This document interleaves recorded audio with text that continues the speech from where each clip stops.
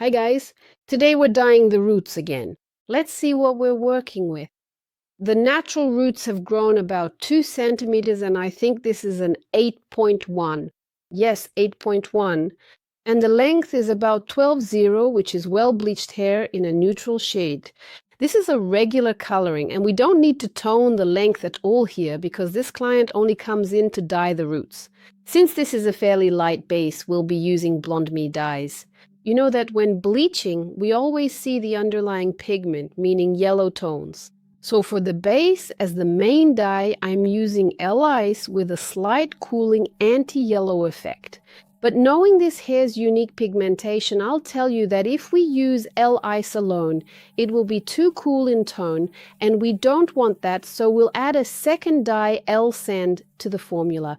We've been dyeing this hair, specifically just the root area, for several years now, maintaining consistency. You can see there are no visible lines. And when you use the same precise formula, you won't get any horizontal bands. And the formula we use all the time is written down in my notebook. That's 30 grams of ice and 30 grams of sand, 1 to 1. Like all bleaching dyes, this one also works with 12 and 9% developer. And it won't make any difference to us which developer we choose. With 9% we'll wait a bit longer, and with 12, a bit less.